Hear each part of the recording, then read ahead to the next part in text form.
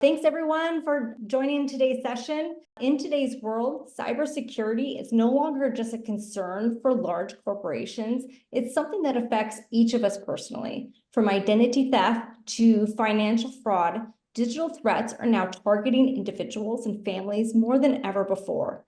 To help you better protect your digital life, we've invited Mark Hurley, CEO of Digital Privacy and Protection LLC, to join us. Mark's firm worked with individuals across the country to safeguard their personal and financial information. He's widely recognized as a thought leader in both cybersecurity, helping protect our wealth management clients.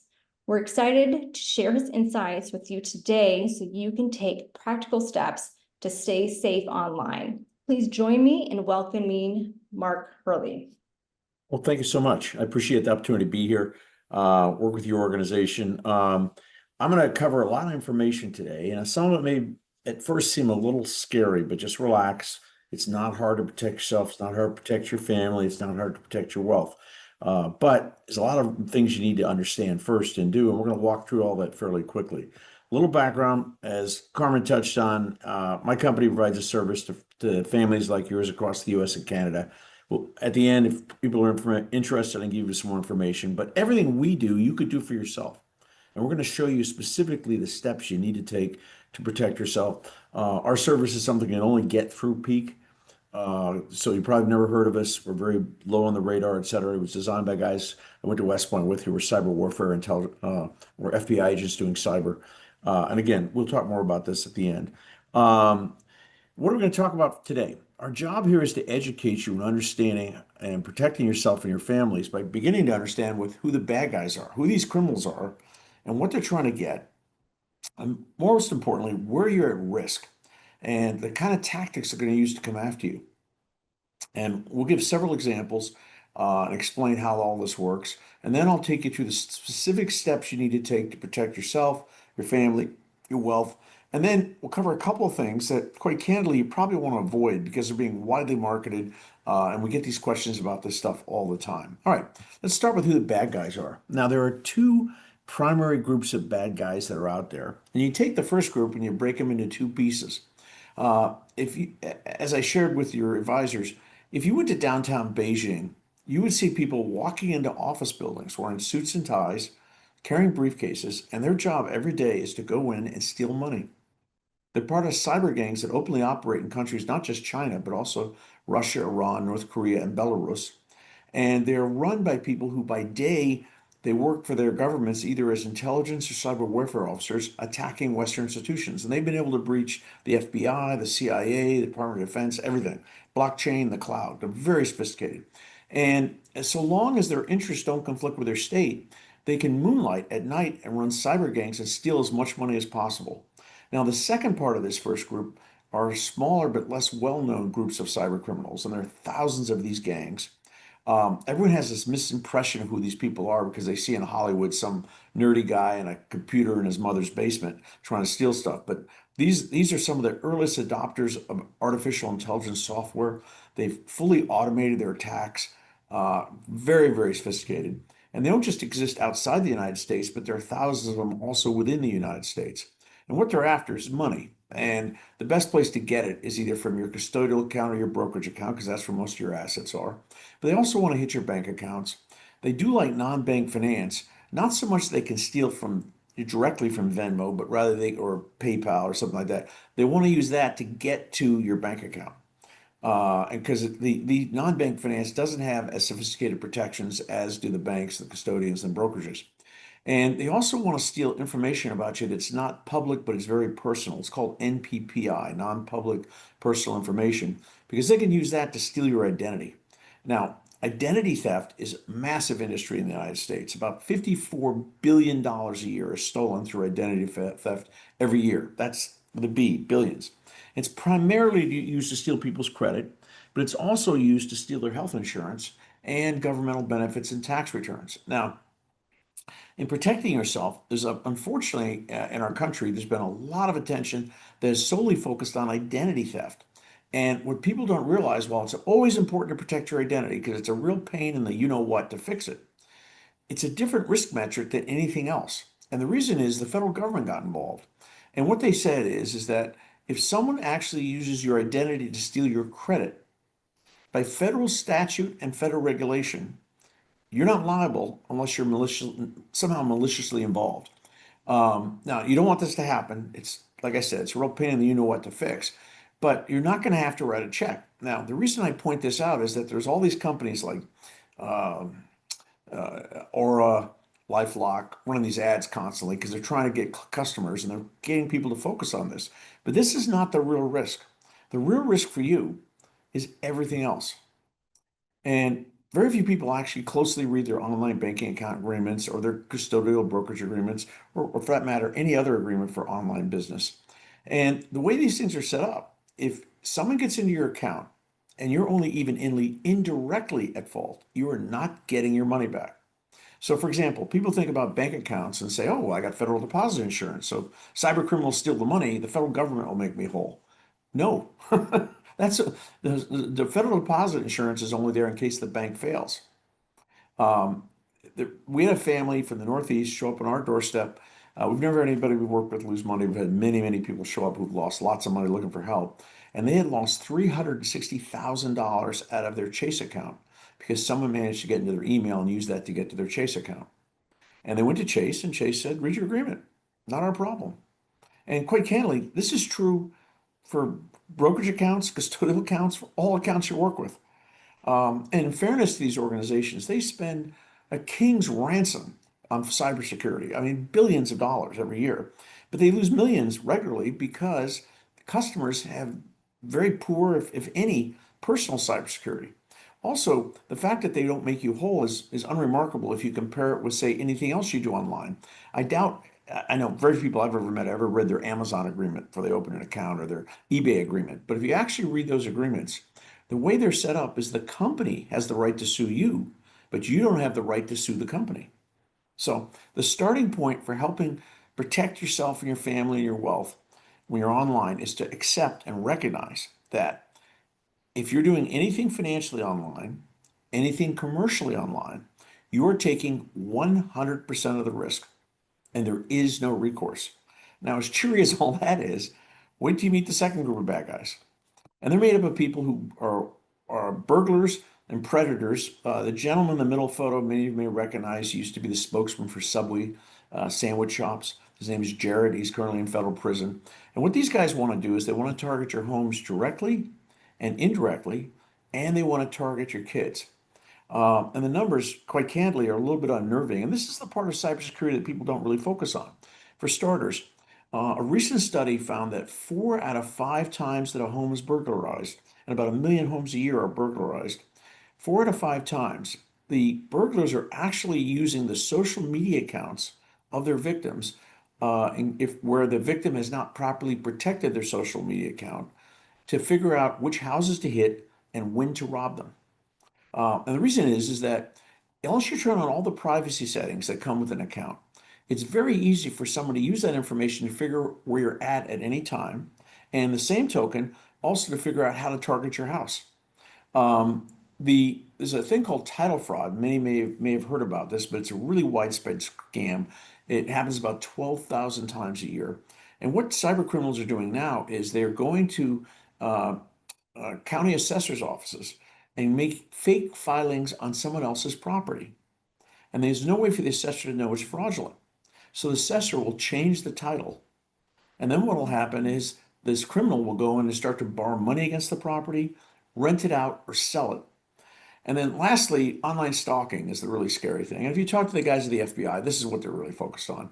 I mean, candidly, it's just out of control. They even have a separate unit now just to deal with teenagers being stalked online by predators. All right, that's the scary part. Let's talk about what you need to do to protect yourself. And the good news is it's not that complicated. One, we're going to give you a lot of information today so you can understand the risk, but we do classes every year and these things change. And what I taught a year ago is very different to what I teach now because the criminals keep evolving. Secondly, you need some widely available but very inexpensive technology. It's easy to use, and you got to take a bunch of common sense steps. But the starting point is to understand that it's not just about cybersecurity, it's also about cyber privacy. Cybersecurity is how to keep people out of your online accounts, how to keep somebody from going to your account and stealing money. And as I'll talk about, you use very sophisticated passwords, you use multi-factor authentication, certain technologies. You can make it extremely hard for the bad guys to get you. Cyber privacy is about limiting the non-public personal information about yourself that's online, and far, far more importantly, controlling who can actually see that information. And if anyone on this call has, say, a Facebook account or a Instagram account, and they use it regularly to communicate with friends, like millions of people do, and they haven't turned on all the various privacy settings, it's very easy for cyber criminals to come in and grab this information, and they can use this information to get around your cybersecurity and vice versa. So the starting point about thinking about how to protect yourself is you have to have both cybersecurity and cyber privacy, and if you miss one of them, you don't have the other. They are absolutely codependent. All right, let's talk a little about cybersecurity. Now, rule one for anybody in the cybersecurity space is that if you're connected online, at some point you're going to get breached. Everybody gets breached. As I said, the FBI, the CIA, Department of Defense, they all get breached. The key to this, though, is not whether you get breached, it's what happens after you're breached. And so when you think about cybersecurity, think of it as you're building a fort, but you're making it so there's multiple things that the bad guys have to get past in order to get to something of value. So instead of just say having the fort, you also maybe have a moat, and you have boiling oil, and you have alligators. You make it very, very complicated. And the more steps that you take that make it complicated for the bad guys to actually be able to steal anything of value, even if they breach you in one spot, you quickly become unattractive. As I mentioned, most of these attacks are fully automated, and they'll hit you one or two ways at a time. And if you put enough basic protections in, they just move on to the next person because most people have no cybersecurity at all. Now, these are the 7 most common ways you're likely to get breached. But I can tell you, when I do this class a year from now, this is going to change because these guys are constantly innovating new ideas, particularly involving artificial intelligence software. All right, number one most common way people get breached is someone correctly guesses their password. How does this happen?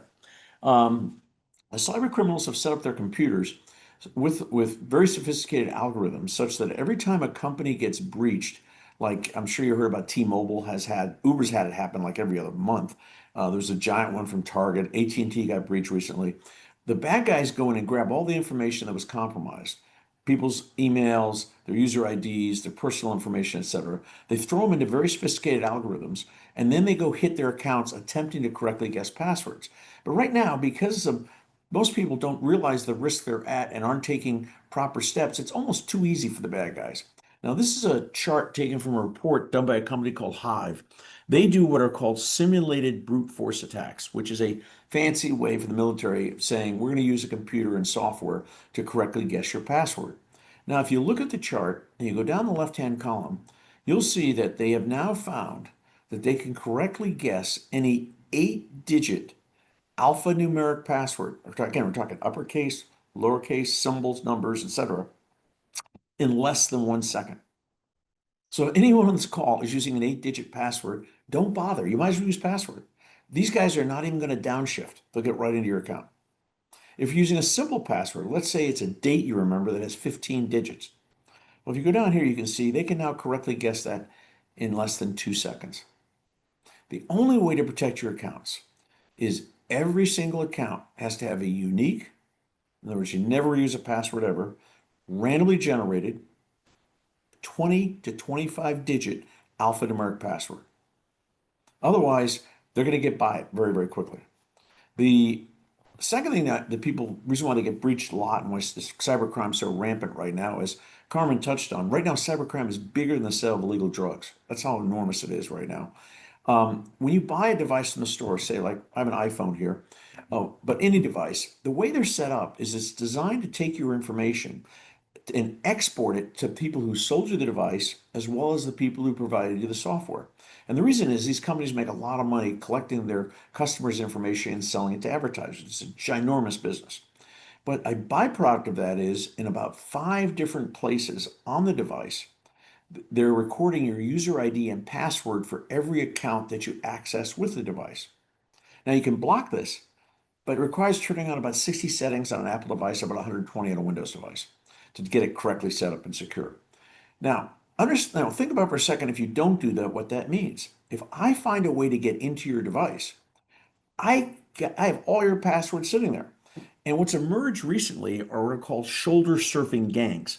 The FBI has an alert out on there. One was arrested recently that was stealing, on average, $50,000 an hour. And what they do is you're at a bar or restaurant, you're not paying attention.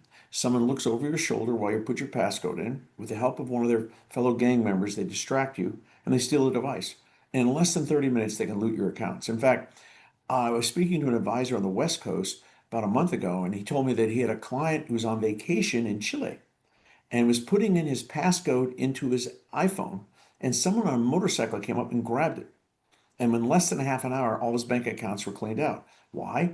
All the passwords are just sitting there. So unless you make your device secure, if someone either steals the device after getting your passcode or hacks in directly, which isn't that complicated, every single one of your accounts is compromised. The third most common way people get breached is they have a home Wi-Fi network and they have smart home technology connected to it. And cyber criminals love this because most people, when they set up their home networks, they don't make them safe.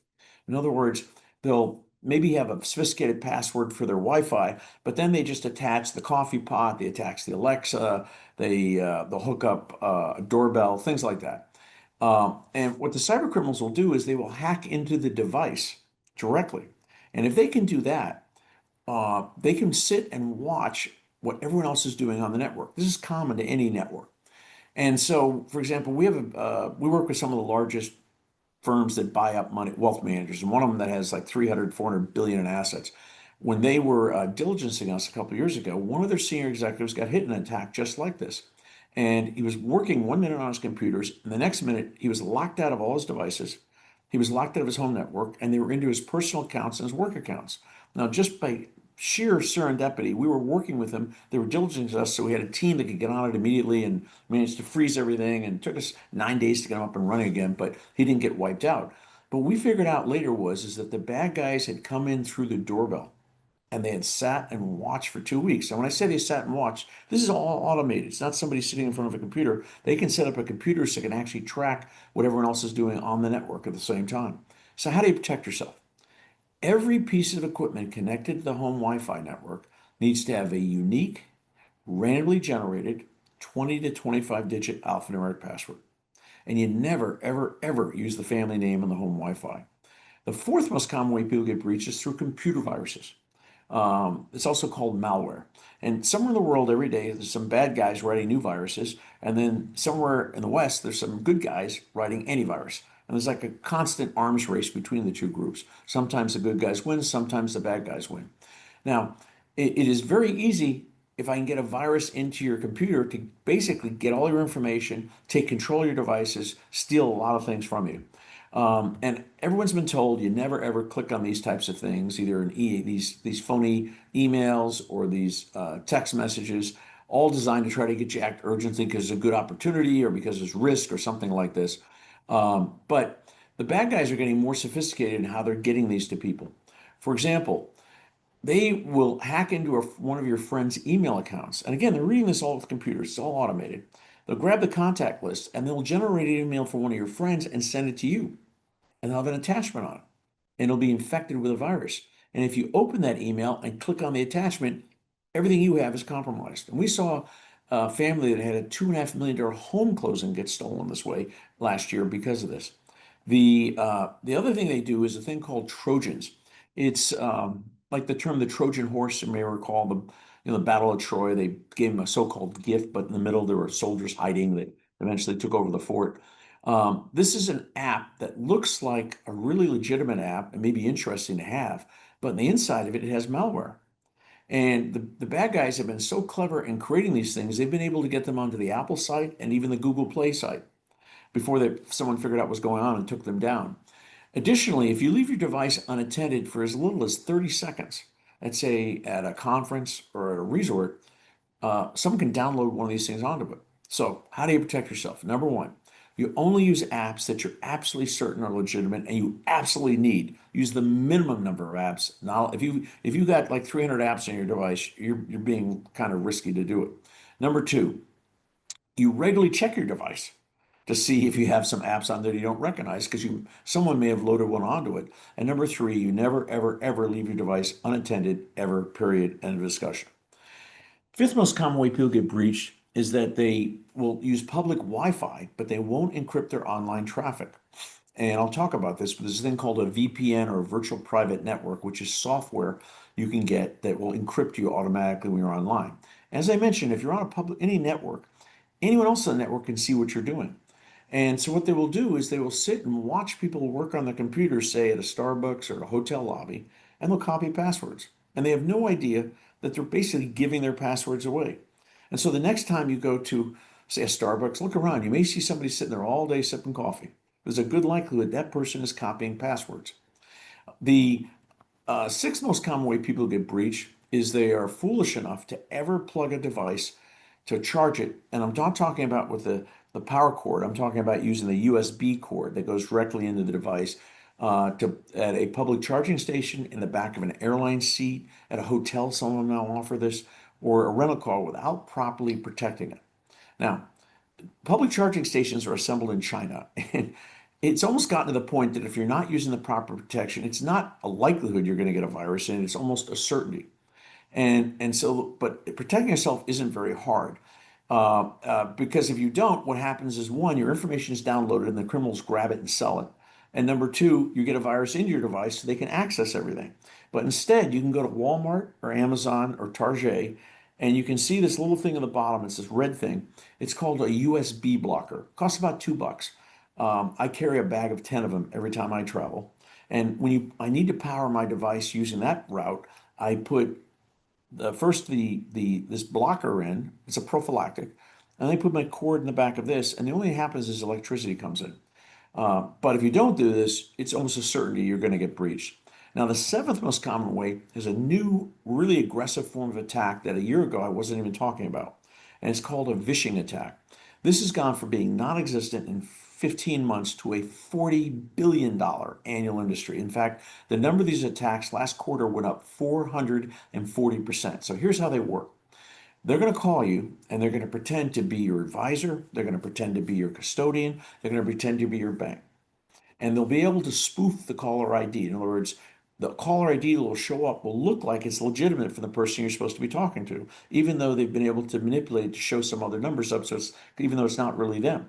So you think you're talking, say, to your advisor, and they'll say something like, Peter's on an airplane right now, and he just texted me that we think someone's in your account. So we need to open it up immediately. And they'll know a lot about you. They'll know a lot about your advisor. They'll know a lot about your custodian. They'll know a lot about your bank. And if you open the account, every dollar on that account is going to get stolen. They're going to want you to let them into the account to check it, quote, check it, and they're going to steal everything in the account. How do you protect yourself? You have to understand that no financial institution is ever going to do this. If they think there's a problem on your account, they're just going to turn it off. Period. They'll just shut the account, and then you have to get on an 800 number and spend several hours convincing them you're legitimate and all the other steps you need to do for them to unlock it. But I know I'm saying just to accept that's the case, but it's hard to overstate how smooth these people are. We had two clients get hit with these attacks a month and a half, 2 months ago. And even though we trained them on not to do this, they told us they got a few steps down the road and were about to do it, and then they realized they should give us a call. One poses American Express, one poses an advisor. One advisory firm we know, every single one of their clients got hit in one of these attacks. So again, you just have to understand this is never going to happen. This is a scam. It's very aggressive, and they're very smooth. Let's talk about cyber privacy. Now, the problem with cyber privacy is created by the fact that all this new technology we get that makes our lives so much easier has an economic model that's tied to collecting information and selling it, the information collected from customers and selling it to advertisers. For example, Meta, which has Facebook, LinkedIn, Instagram, they make 60 billion, that's with a B, dollars a year selling their information. This is why it's a multi-trillion-dollar company. Amazon makes more money selling your information than they do selling you products. Now, what's problematic about that is as they're gathering all this information, cyber criminals have figured out how to access that same information and use it, as I'll show you, in multiple ways to steal from you. Now, that said, companies don't want to get sued for this, so they give you the ability to opt out, but they make it very complicated. You have to turn on a litany of settings on your apps, your search engines, your browsers, and your devices. But if you don't turn on these privacy settings, you just have information sitting out there waiting to be grabbed. Um, For example, I mentioned identity theft. Okay, it doesn't take a lot of info to steal your identity. And you got to keep in mind that if you have a Facebook account or an Instagram account, you got your birthday on there and you're updating your friends, if you've not turned on all the security settings and, for example, the privacy settings, like for example, Meta has 80 you have to turn on, LinkedIn has 119, Amazon has 37. If you haven't turned that on, all that information is just out there in the public domain. And it's not a question of whether your identity is going to get stolen, it's a question of when. Far worse, there's now a thing called deep fakes. And these are being used very aggressively and very widely. And what they'll do is they'll go into an unprotected social media account and they'll download a video. And with the help of AI software, they will clone the voice and image of somebody and pose as them. And it's not hard for them to do this. For example, there's a site for $4.95 will clone somebody's voice and it will defeat voice recognition software. There's even a YouTube video that you can create a video or a lifelike avatar that's very accurate for a Zoom call. And two examples recently we've seen. I was speaking to an advisor in the East Coast who was telling me that she had a client who had a custodial account and they set it up because they didn't want to put the password in. They instead could use voice recognition, but they didn't protect their social media account. So cyber criminals came in, downloaded a video, cloned her voice, and stole $2 million out of the retirement account. Another advisor we got called in to help on recently had a family where both the grown daughter and the mother had not protected their social media account. And the bad guys were able to get in, clone the daughter's voice. The daughter also had not put a robust password on her telecom account, so they were able to divert her cell phone. And what they did is they convinced the mother that they had captured, that they had taken the daughter, because again, if you don't turn these settings on, I can figure out where you're at. And they knew the mother couldn't reach her. So they texted the mother and said, "We have your daughter. We're going to take her to Mexico if you don't wire us $200,000. The mother tried calling the daughter. The phone was diverted, so that the criminals pick up, and in the background, they hear a clone of the daughter's voice calling for help. So the mother went to a bank branch, tried to wire $200,000 with the criminals on the phone. That's how aggressive these guys are. The bank wouldn't do it, so she went to another bank branch and they did it. Okay, these are regular daily occurrences. We get called all the time to help on this. So you got to make sure you turn these settings on, or you're exposing your family to a lot of risk. Now, as scary as that is, it gets worse. For example, as I mentioned, if you haven't turned off tagging capability and facial recognition capability, I can figure out where you're at any time and if you show up in any photo on the web. Recent example that we ran into was someone had Amazon Photos account had not turned off the facial recognition. It's a feature they have in there to collect your info. And they were off on a golf trip with some friends. And because they hadn't turned that off, all the cyber criminal had to do is do a search query saying, "Let me know if person's picture shows up anywhere on the web." And if it does, what happens is the person had a photo taken with a group. It wasn't even his account, it was in someone else's account. It shows up because that account isn't protected, and they could see they were on the golf trip and they came and robbed their house. Happened to a friend of mine's neighbor very recently. Now, far worse, and I'm not trying to scare anybody, but it's important for you to understand this. There's also a group of bad guys that love to target these accounts of both parents and grandparents so they can go after kids. And these are the child predators. And what they'll do is they will go into parents and grandparents' accounts and collect a lot of information about a kid, who their friends are, where they go to school, what activities they're in, etc. And then they will connect with the child anonymously in a chat room online and pose as a peer of the child. But the kid thinks they've been their soulmate because they just seem to know what's going on in their life and their feelings, and they get them really comfortable. The FBI calls this grooming. And what happens then is at some point they get the child to share something very personal, embarrassing, and they begin blackmailing the child. And about 10 to 15 times a month, the kid commits suicide. So look, I know this is scary. I just, and I'm going to show you to protect yourself, so everybody relax. But let's understand, this is really important. It's not just about protecting your money. If I'm not protecting my cyber privacy, I'm creating risk not just to my money, but I'm creating a lot of risk to my money, but I'm also creating risk to my family's safety. And so it's important to take these steps. Now, what are these steps? All right. As I mentioned, you need some widely available and inexpensive technology, and you're going to take a bunch of steps. There's a lot of them. They take a while, but none of them are that complicated. They just take a long time to figure them out and implement them. Technology. As I mentioned earlier, you need to have what's called a virtual private network, or a VPN. We recommend Surfshark. It's the only company that's never been breached. It has the highest audit standing, etc. Very easy to use. And what this does is it's software you put on your device that turns on automatically whenever you're online, and it encrypts your online traffic so people can't see what's going on your device. The second thing, you need to have, I mean, unless you're some sort of savant, you're not going to remember 300 different online accounts, each with 20 to 25 digit randomly generated unique passwords. So instead, you get a piece of software called a password manager. We recommend Keeper. And what you do is you get all your accounts in there, and then all you have to remember is the password to the password manager. But once it's set up, it's really easy to use. You put the password in, the accounts come up, you click on a link, it goes right to the account. 80, 90% of the time, it auto fills the account, so you don't even have to do anything else after that. The times when it doesn't, you just push a button, copy the password, and put it in. You get digitally organized, you're very well organized. Now, it's critical, though, that you write down the password to your password manager and put it in a safe. Because you're the only person who's ever going to have that. And if anything ever happens to you, it's going to be very hard for your family to get your accounts if you don't have that password to the password manager. The other thing people need to have, and this is going to sound a little counterintuitive, is a private email. Now, this doesn't replace any of your existing Gmail or AOL and that kind of stuff. You only use this for one purpose, and that is to keep people from using your email account to loot your financial accounts. Now, here's how it works. If I can hack into your daily use email, what I'm going to do then is go to your bank account, your custodial account, and click on the forgot password link. And guess what's going to happen? They're going to set a reset right back to me, and I can reset your passwords. And then I can take the money out of your accounts. The way you prevent that is virtually every major financial account now has the ability to have a separate email for what's called solely for account recovery purposes. And what you do is you get a pay for email, costs like $10 a month, and you don't put your name on it, just put your initials, and you only use it in your accounts for account recovery purposes. So if someone comes in and clicks on the forgot password link, the reset is not going to your daily use email, it's going to this email.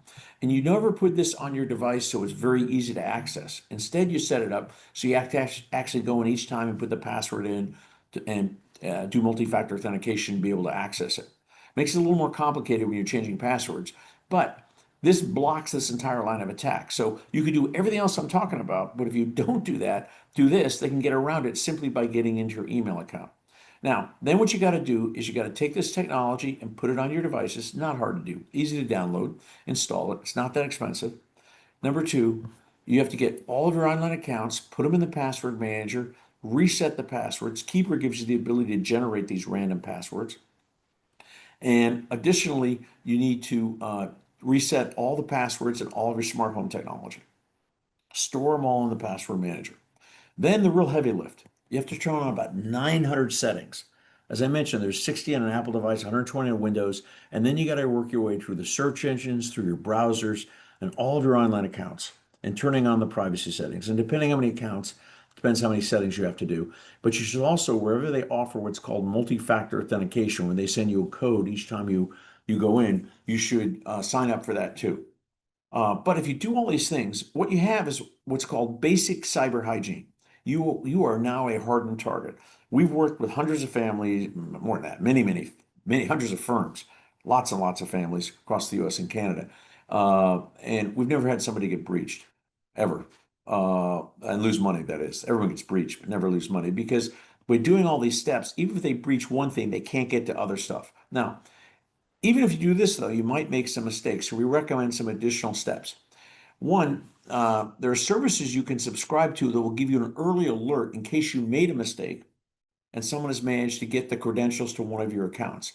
Now, the people who actually steal passwords and user IDs, most of them don't have offshore operations.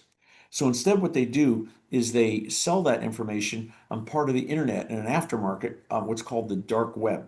There are companies you can sign up for where they'll track and let you know if your bank account number, your custodial account number is up for sale, or your credit card number, something like that. Now, mind you, once it gets there, it's a little late and you've probably lost money, but it's not, you got to get on it right away so it doesn't become a complete catastrophe. Additionally, to protect against title fraud, wherever you own properties, you need to go to the local county assessor's office and register so they'll notify you if anyone ever makes a filing on the property. Most of them will send you an email and a text message. And if you get one of those, the second after you get it, you should pick the phone up and call them and say, this is bogus. And that's the only way to stop title fraud.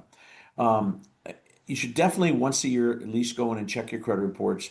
Most identity theft, candidly, though, is not adults, it's kids, because kids now have social security numbers. So you should also be checking to see if your children have credit reports. Because if anyone under 18, because they can steal someone's underage person's credit like 5 or 6 times before anybody figures it out. And then everything I'm talking about here, whenever there's a problem, it does not get better with time. It gets geometrically worse. So you've got to be on it and fix it as fast as possible. And if someone just tells you, go ahead, just freeze your credit, you'll be fine, that's a person that's known as a moron. They don't know anything about cyber.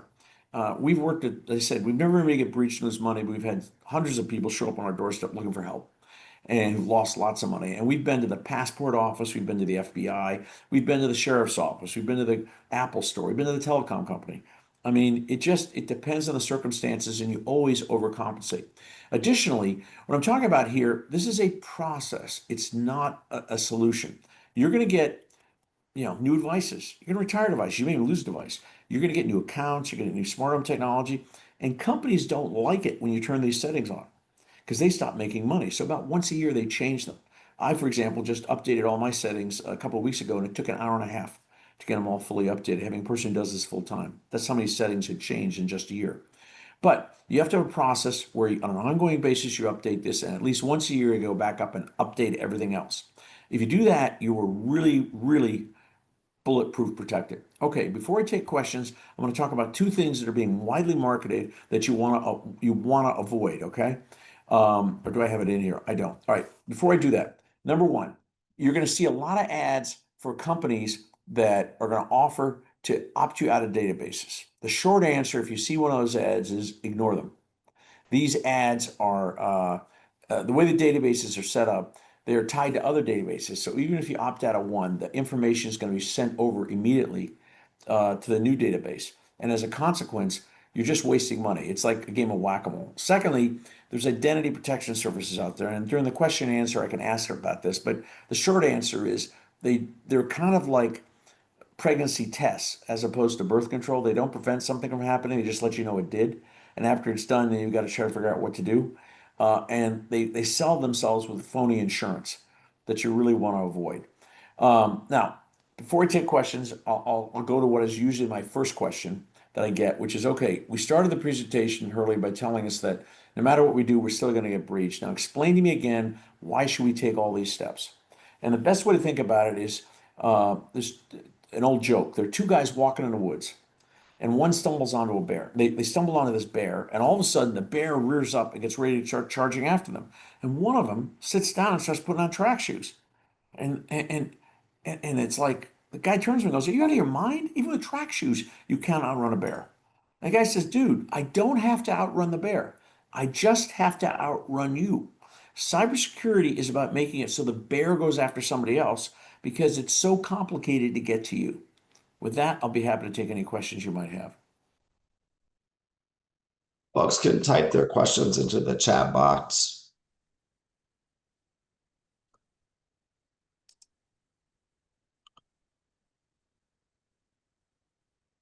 Would you want me to talk a little about what we do? Absolutely. So at our firm, excuse me, I've got a cold. We've been working through the advice Mark has provided in terms of putting VPNs on all our devices and installing password managers.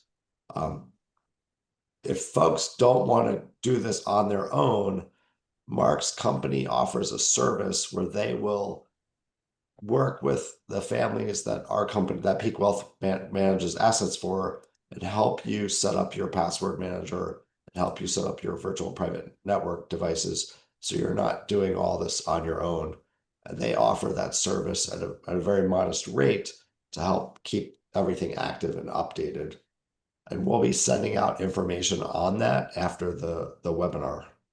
So Yeah, folks, go ahead. we do this all the time. We never can see, access, copy any passwords. It's done entirely through Zoom. It's set up. We get you set up typically in one appointment or so. May take a little longer. You have lots of accounts or lots of too many devices. Costs $35 a month for the first 3 devices, and if you have more than 3 for an extra $5, we'll throw in 3 more devices for extra $5 a month. You pay us the first year's fee up front. After that, it's quarterly in advance. So it's not a very expensive service. We have a brochure that describes this, and then we do all the other stuff too. Updating, and we're always available 24/7, et cetera. First question came in was a really good one. Is how do we remember all of this? Well, one, I'm going to send the deck over to Peter. So in fact, he already has the deck, and he can share that with you if you would like. Elizabeth Whaler also asked, is there any hope of catching any of these criminals? The short answer is no. And let me explain how bad it's gotten. A friend of mine is a private equity guy who invests in companies that do software as a service. And if they ever are, their systems ever get taken hostage, it costs them tremendous amounts of money because their clients can't use the software they need to run their business. It's called ransomware. And so one of his portfolio companies recently got hit, and everything was frozen up, and a company criminals out of Belarus were demanding a certain amount of money. And believe it or not, out of the blue, they got a phone call from Booz Allen, the big consulting firm. And they said, oh, by the way, we have a guy who knows the people in Belarus, can help you negotiate this. And he knows all the people. He's met them in Belarus because they openly operate in these countries. And they have a whole process where you have to show it won't take very long for me to figure out how long it will take you to get back up. And they'll say, well, it'll take you 2 weeks. Oh, no, I can share it will be up in 5 days. Okay, 5 days will cost you, say, $500,000. So you give us $250,000, we'll turn it off right now. That's literally the process that goes on. Okay. These are effectively governmental, quasi-governmental entities that are stealing money all over the world. What VPN do we recommend? We recommend Surfshark, SURFSHARK. We provide it to all of our clients. What's great about it is that if you use a VPN, at some point you're going to have trouble connecting to certain websites because this thing shields your identity. And these companies make a lot of money collecting information on you, so they'll make it hard to connect. The great thing about Surfshark, it has a pause button. So you click on the pause, it'll turn off for a few minutes, you connect, and it turns right back on. Makes it very easy to solve that problem. And Elizabeth says she's interested in our services. Well, thank you. Let me share a landing page that we have set up solely for Peak Wealth clients. Oops, I'm sorry. If you go to that landing page, you put in, you click on this link here, and it's going to be in the brochure that's going to be provided to you guys after this call. You'll fill out a form when you go there, and you have to give us your advisor's contact information because you can only get this through Peak. And we'll send an email to your advisor, and then you'll get a text message. And the text message will have in it a Calendly link. So you can schedule 10, 15, 20-minute meeting with one of our guys, and we'll get on the phone and answer any questions, walk you through our service, and explain everything to you.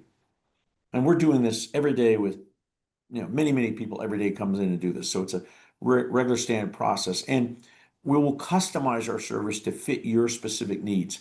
In other words, while we have many clients, we're going to spend some time asking you questions so that what we do doesn't more complicate your life. It actually just protects you, and it doesn't, a lot of what we do when we're done, it doesn't really change how you operate online at all. Mark, thank you very much. Are there any other questions folks have? Well, I appreciate everyone's time today attending. Thank you. And we'll be sending out a follow-up email to the attendees with the information. And everyone have a good afternoon. Thank you, Mark and Carmen. Thank you very much. Appreciate it. Appreciate it. Thank you.